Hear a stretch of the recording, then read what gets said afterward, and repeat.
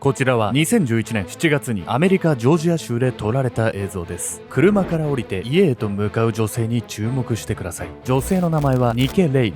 結婚13年目になる夫と2人の娘と一緒に暮らしていました。カメラに映ったその姿には何もおかしいところはなく、至って普通の映像に見えます。しかしこの映像を最後にニケは姿を消してしまうんです。家には他にも夫が設置した監視カメラがあったのですが、いずれのカメラにも失踪の瞬間は映っていませんでした。どうやら録画映像は全て何者かが削除したと見られているんです。彼女の目に一体何があったのでしょうか。その後警察が監視カメラを調べると、激しく叫ぶニケの声を復元することができました。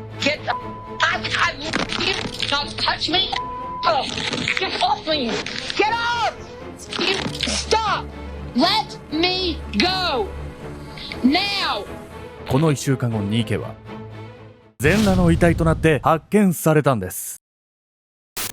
ある日突然姿を消し、全裸の遺体となって発見された女性。失踪直前、彼女の目には一体何が映っていたのか。警察が事件を捜査していくと、凄惨な暴力の痕跡が残っていたんです。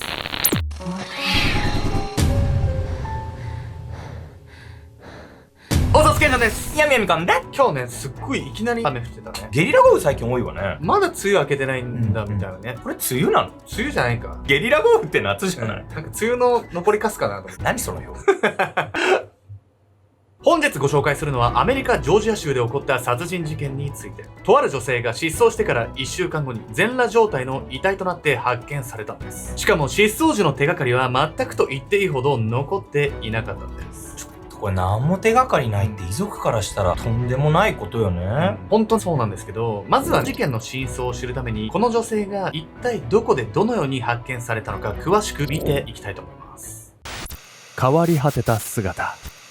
2011年7月16日、アメリカ・ジョージア州ローレンスビル。のどかな田舎町で一人の行方不明女性を総勢100名のボランティアが捜索していました。7月9日から行方不明になっている女性の名前はニケ・レイリー44歳。彼女は結婚13年目になる夫と愛する娘たちと一緒にこの近所に住んでいました。赤い T シャツを着てチリチリになりながらニケを探すボランティアたち。真夏の森の中、長い草をかき分け、ニケを懸命に探し続けるんです。ママ、どこに行っちゃったんだろう。不安そうな表情を浮かべているのは当時12歳のニケの娘。愛する母を見つけようと数人の大人と共に森の中へと入っていくんです。それからおよそ15分後のこと、突如として森の中から悲鳴が聞こえてきます。その後慌てて森から出てくるニケの娘。森の中でニケの娘は大きく積み上がった枯葉の山を見つけました。何かが隠してあるようだと思い、彼女は枯葉を蹴ってみたそうなんです。するとそこには腐りつつある母親の遺体が。よりにもよって12歳の子がお母さんの遺体見つけちゃうなんてあまりにもトラウマすぎるわよ、これは。ほんとトラウマになりますよね。この後検視が行われるんですけれども、そこで驚きの事実が発覚するんです。ニケの遺体は家からわずか 1.6km のところに遺棄されていました。遺体の腐敗が進んでいて断定はできないが、おそらく絞殺だろう。発見時点ですでに死後1週間ほど経過していたニケの遺体、つまりニケの行方がわからなくなった時間と亡くなった時間がほぼ同じだったんです。真夏に1週間も遺棄されていた遺体はかなり腐敗が進んでいて、証拠があまり残っていませんでした。そんな中でも警察はニケの死亡の真相を突き止めるため検視を続けます。これは大量のドラッグだ。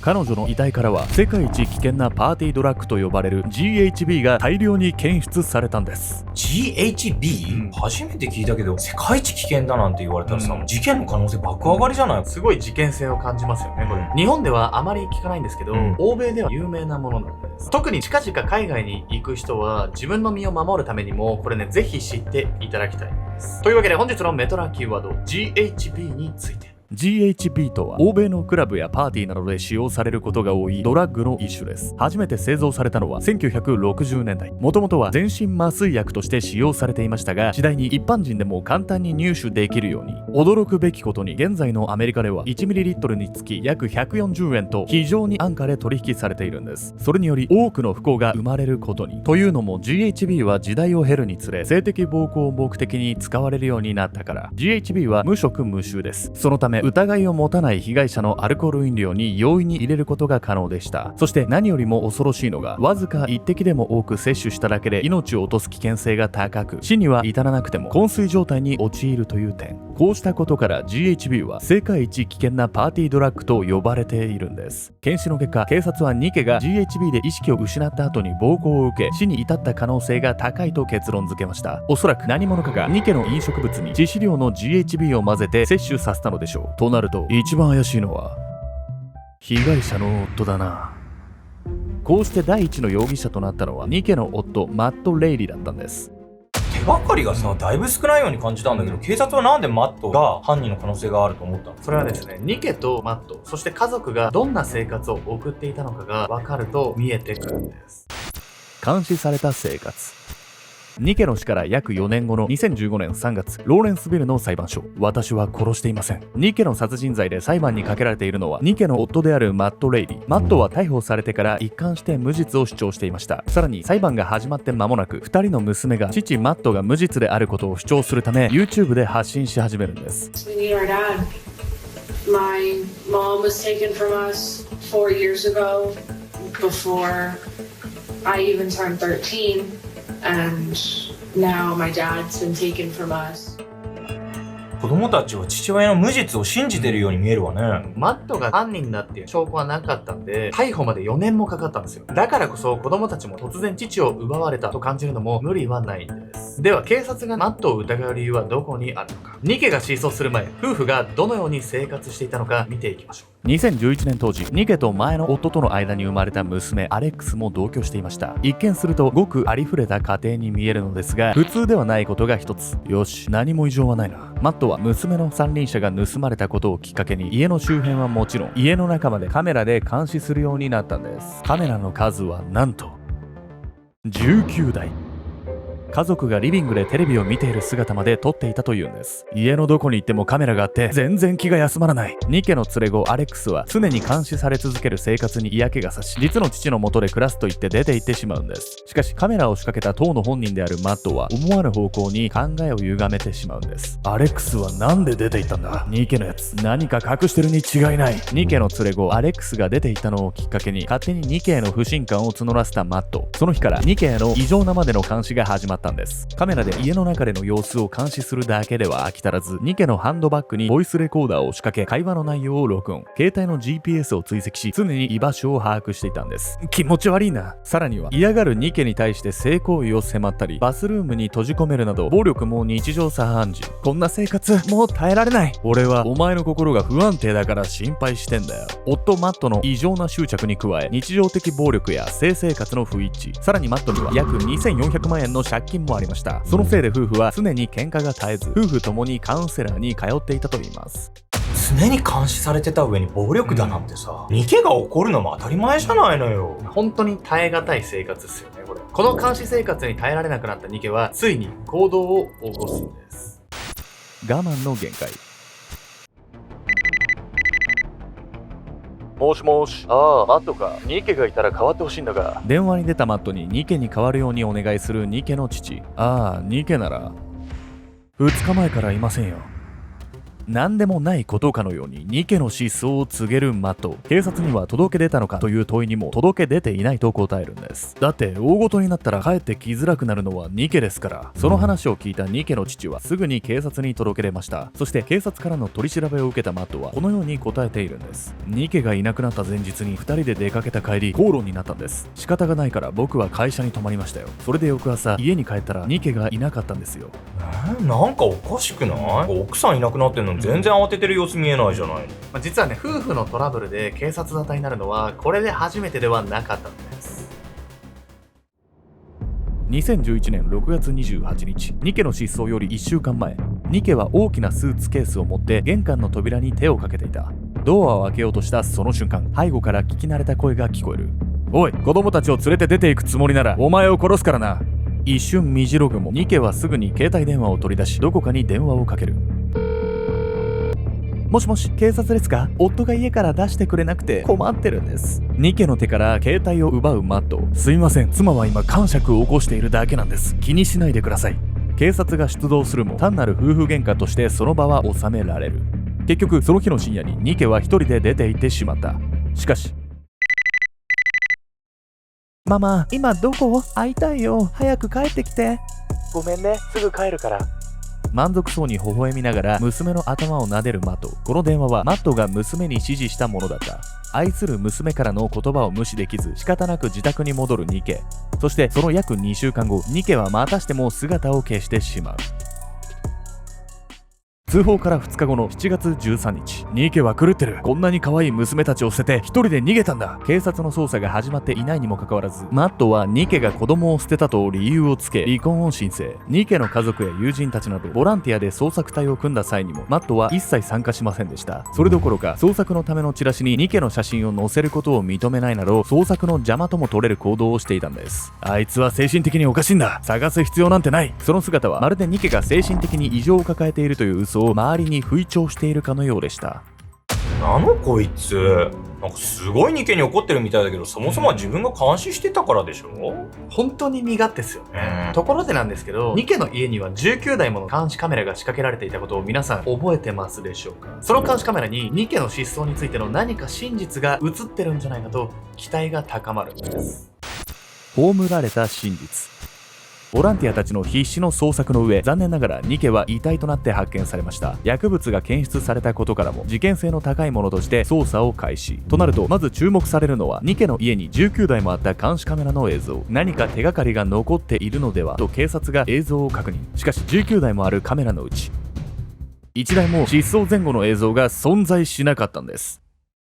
妻が出ていく前に監視カメラの電源プラグを全部抜いたに違いない。警察は明らかにマットが怪しいと思っていたものの、当時は証拠不十分で逮捕には至らず、そのうちマットは兄の住むバーモント州に2人の娘を連れて引っ越し、事件は未解決のまま終わると思われたのですが、警察は諦めていませんでした。2014年になって2011年時点ではなかった技術を使い、マットの PC を徹底的に再調査。その結果、失踪当日の7月9日朝に手動でカメラが無効化され、2日後の7月11日の明け方に再び作動していたことが判明。さらに7月9日の0時から朝7時前までの映像がプログラムを使って人為的に消されていることを発見。人為的に消されてるなんてさ、やったの一人しかいないじゃないの。その証拠やマットの元妻の証言をもとに、事件から4年後、警察はマットを殺人罪でやっと起訴できたんです。ニケの死から約4年後の2015年3月、ローレンスビルの裁判所ではマットを殺人罪で裁くための裁判が行われました。マットは2人の娘を洗脳するだけではなく、自分のパソコンの中のデータを消すように指示。さらには YouTube で家庭は円満だったと自分の無実を発信させ、弁護を行わせていたと考えられます。2人の娘たちも父親を信じきっているのか、ニケ側の家族や仲のいい姉だったニケの連れ子のアレックスとも縁を切り、音信不通に。2016年2月5日、マットは重罪殺人で仮釈放なしの終身刑と判決を受けています。判決を不服として上告を行ったものの棄却され、現在も服役中。結局マットの口から殺害動機は語られませんでしたが、ニケに対する一方的不信感や支配欲がマットを殺人に駆り立てたのでしょう。その不信感はもっと別の方法で解消できたはずだと思うと残念でなりません。あなたは愛する人を信じられなくなった経験はありますか？おさすけんちゃんです。にゃんにゃんかな。オンラインサロンの秘密結社アルゴメトリーも公開してから数ヶ月が経つんですけども、もうね、大反響をいただいております。めちゃくちゃ盛り上がってるわね。まあ、オンラインサロン何やってんのって入ってない方はわからないと思うんで、怪しく感じてんじゃない？ちょっと改めてご紹介させていただければと思います。YouTube は結構規制が厳しかったりするんで、そっちでは上げられないようなサロン限定の動画っていうのを配信しております。まあ、一体どんな動画が上がってるのかっていうところで結構動画も溜まってきておりまして、オウム真理教事件、エプスタイン島事件、日本軍731部隊、ジャパンライフ巨額詐欺事件、新潟少女監禁事件、第一生命19億詐取事件、藤沢市母子5人殺害事件、韓国水原バラバラ殺人事件、あとテッドバンディ、あと旭川中学生凍死事件、韓国の学校性暴行事件、コロンバイン高校銃乱射事件、ロシア中学生銃乱射事件、光市母子殺害事件、あとはナイツ花輪さんとのコラボ死についての完全版と芸能界の裏話っていうのと、あとは松戸市の女子高生転落死事件っていうところで、どれもね YouTube でやるには難しい動画があるんで、ちょっとそちらオンラインサロンの方で取り上げさせていただきつつ、ただね、事件をエンタメ化しようっていうのは意図としてはないので、サロンの収益の一部を犯罪被害者の会だったり、一般的な基金だったりに募金させていただいておりますので、ちょっとそういった中で YouTube とオンラインサロンで住み分けをさせていただければと思います。ます。それ以外にもね、サロン限定のライブ配信だったりとか、僕とかヤミコさんのオンラインで1対1で話せるワンオンワンだったりっていうのもありますので、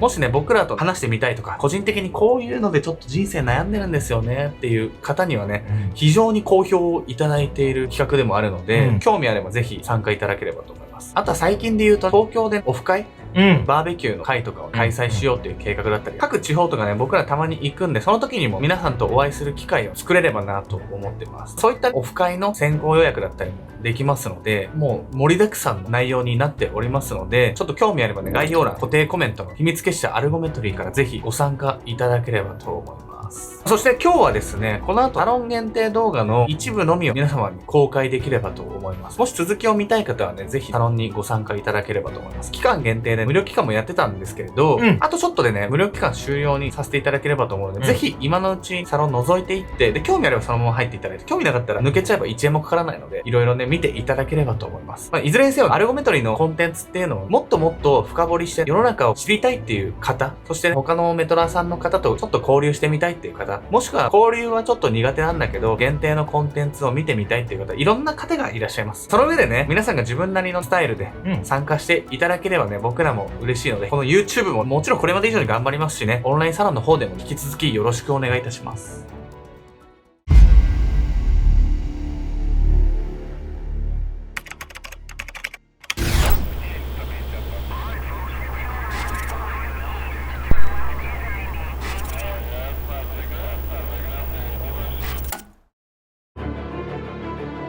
複数の男たちに拷問される女性を映したアダルトビデオ。もしその映像が全て演技ではなかったとしたら、2004年6月下旬、東京都豊島区西池袋、夜遅くとあるマンションの一室を訪れた9人の男女。居酒屋から移動してきた彼らは部屋に入るなり、大掛かりな荷物からビデオカメラを取り出しました。本番よーいアクション。カメラが捉えているのはすっかり酔いが回り、うつろな様子で男に寄りかかる若い女性。女性と男は裸になり、カメラに見せつけるようにして絡み合います。いいね、どんどんやっちゃってよ。そう、ここはアダルトビデオの撮影現場。しかし撮影が進むにつれ、男優はその事実を踏まえても到底理解できない行動に及んでいくんです。痛い痛い。女優を平手打ちしたり、髪を引っ張ったりなどの暴行を加え始めた男優。しばらくすると彼は何やら見慣れない器具を取り出し、にやけた顔でこう言いました。もっと面白いことをしよう。男優が取り出したのはポンプ式の干潮器具。彼は女優の足を持ち上げると、半ば強引に彼女のにそれを挿入したんです。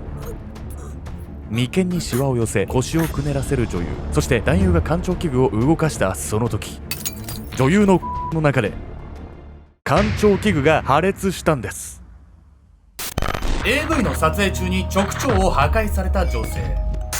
史上最悪と呼ばれた AV 制作会社が行っていた撮影の裏側とは、もはやそれは AV ではなく、極めて悪質な性的暴行の記録でした。